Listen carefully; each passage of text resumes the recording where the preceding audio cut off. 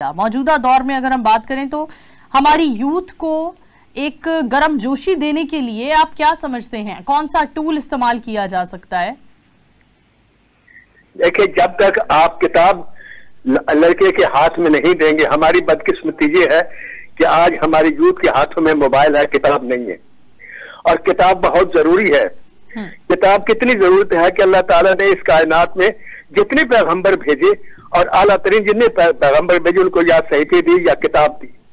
हालांकि वह जुबानी भी बात कर सकते थे, लेकिन किताब इसलिए दी कि उनके दरमियान रहे, वो उसको पढ़ते रहे, उस पर समझते रहे, उस पर अमल करते रहे।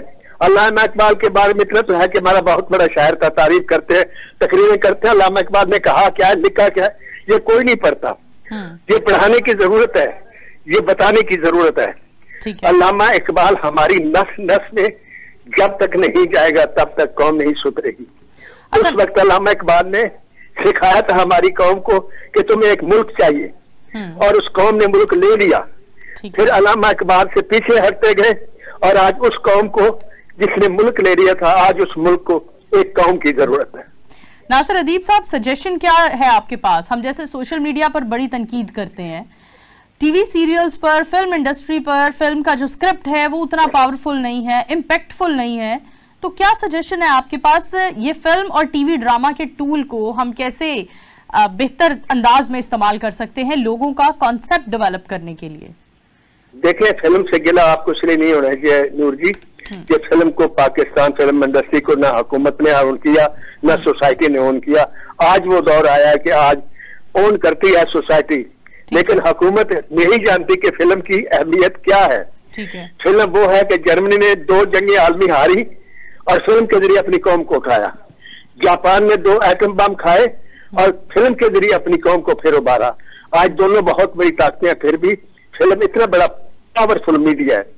मैं समझता हूँ कि अगर अल्लामा इकबाल की शायरी पर सीरियल बनाई जाए, जो कम से कम मेरे हिसाब से 2 साल चल सकती है, तो सीरियल से हम ड्रामा बनाकर अपनी यूथ को, अपनी नई नस्ल को अल्लामा इकबाल के करीब ला सकते हैं। हमने फिल्म इंडस्ट्री पर बात की, टीवी सीरियल्स पर बात की, what about theatre, commercial theatre पर क्या बात करेंगे आप?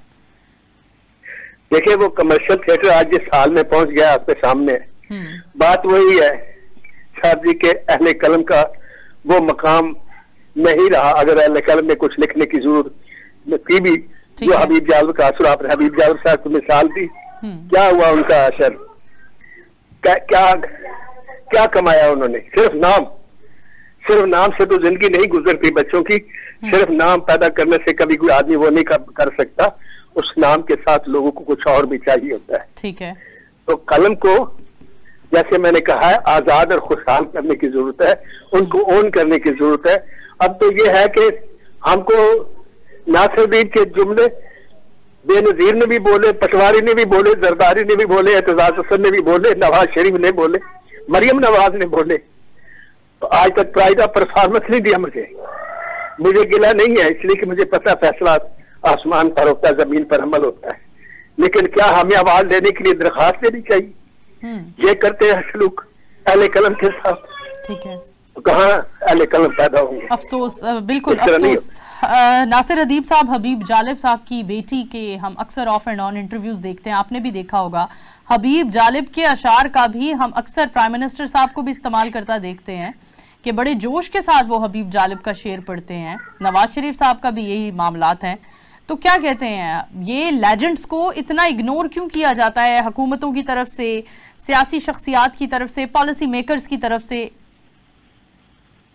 अब इसकी जवाब तो आपको वो लीडर ही दे सकते हैं, हम तो सिर्फ अफसोस ही कर सकते हैं ना, कि जिस दौर में हबीब जालिब जैसे लोग हों, मेरे जैसे लोग हों, हम तो खैर उनकी खाके पा भी नहीं है, लेकिन हमें भी अल्लाह ताला ने एक नाम और मकाम दिया है। Guinness book of world record में नाम चला गया मेरा, हुकूमत पाकिस्तान ने कुछ नहीं किया, तो तकलीफ तो होती है ना।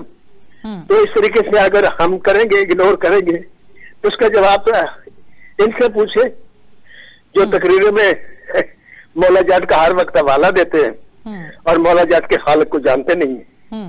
तकलीफ नहीं होती? बिल्कुल।